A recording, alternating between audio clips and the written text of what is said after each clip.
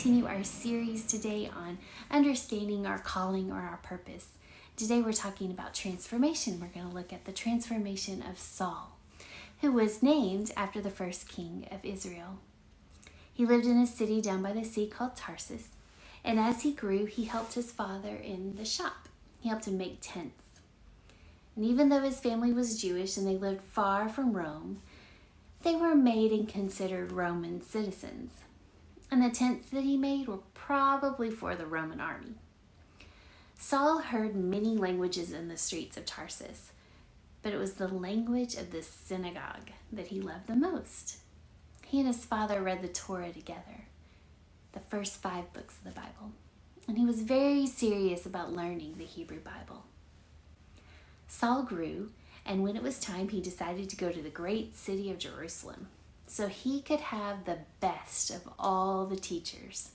So he waved goodbye to his family and to Tarsus, and he traveled to the great holy city.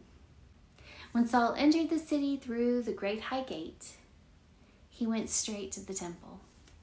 He worshiped there, and this is probably where he studied and worked. Saul wanted to be one of the Pharisees, who worked hard to keep all of the laws of the Torah. Saul did work hard to keep all of the laws of the Torah, and he had no time or patience for people who did not. One day he heard about the followers of the way, or of Jesus. They believed the Messiah had come, and they believed he was Jesus of Nazareth. And when Saul heard that, he got pretty angry. The Messiah was supposed to drive away the Roman soldiers and rule with justice and mercy. Jesus, however, was considered a criminal who was crucified. Besides, in the law, it says that God curses any criminal who is hanged on a tree, which is exactly what happened to Jesus. So the followers of the way were telling lies about God, and Saul had to stop them. Stephen was one of the most important of the people of the followers of the way, and he was tried by the court of the temple and taken outside to be stoned. And Saul, well, he held the coats of those who were stoning Stephen. And then the high priest sent Saul to Damascus to find and punish more followers of the way. So on his way, climbing up and getting close to the city, suddenly there was a great light, and Saul fell to the ground. He could not see anything. In his darkness, a voice came to him and said, "Saul, Saul, why are you trying to hurt me? Why are you persecuting me?" All Saul could say was, "Who are you, Lord?"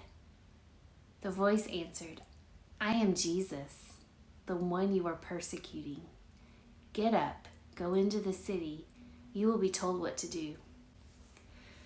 Saul tried to get up. He looked for the path, but he was blind. So Saul was led into the city and left at a house. And for 3 days he went without food and water. And then in the chaos and darkness of his blindness, he heard another voice. "Hello, brother Saul. I am Ananias. I was sent by Jesus to lay hands on you and bless you." When Ananias' hands touched Paul, something like scales fell from his eyes and he could see. Then Ananias baptized him, and Saul was changed forever. He could feel the power of the Holy Spirit growing inside him. Then he and Ananias ate together. Slowly, Saul regained his strength, and when he was better, he went to the synagogue to tell his fellow Jews the good news about what had happened to him, about Jesus. And when they heard that, they tried to kill Saul. They even put guards at the city gate to catch him if he tried to escape. But followers of the way hid Saul, and the Pharisees couldn't find him. One night when it was dark, and Saul and some of the followers of the way climbed to the top of the city wall. They carried a large basket and lots of rope. They tied the rope to the basket, and Saul climbed inside. And then they lowered him down over the wall, and he disappeared into the darkness. Saul went into the desert. He was confused, and he needed to understand what God told him to do. because he had come to Damascus, to catch followers of the way and punish them. And now he was one of them. So what did this mean? Saul prayed, and he watched the empty desert, and he listened to its silence. And he came so close to God, and God came so close to him that he knew what God wanted him to do.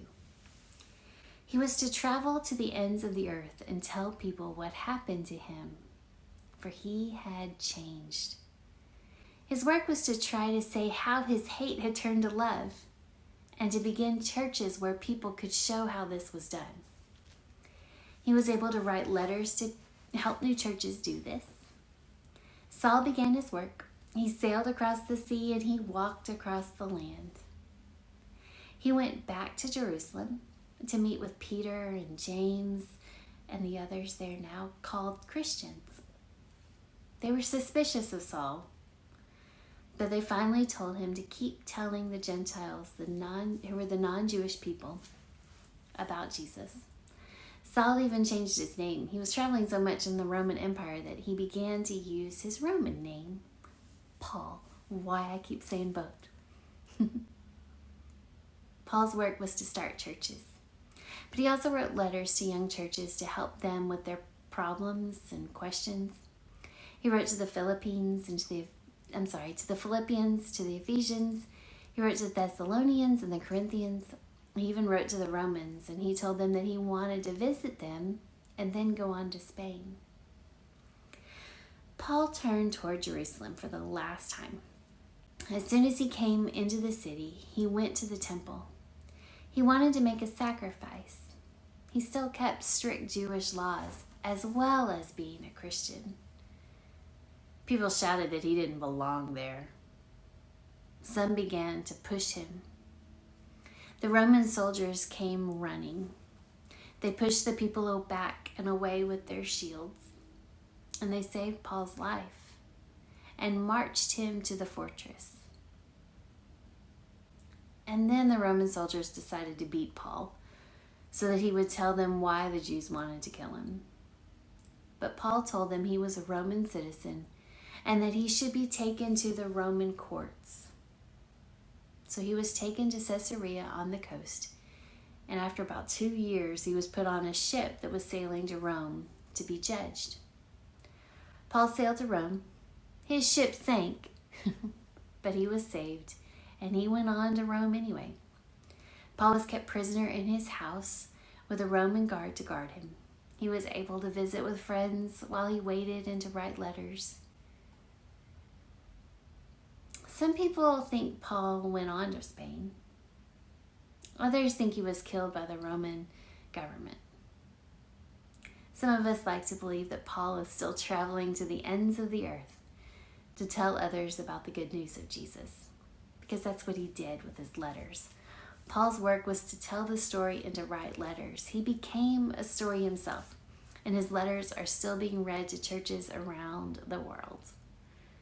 Paul's transformation so changed him that he spent the rest of his life convincing people and showing them it was possible to go from hate to love, from what he called himself chief among sinners to forgiven and redeemed. And the world needs that kind of transformation, doesn't it?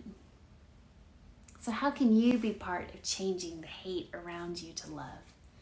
Or the brokenness to wholeness, or the sick to healing?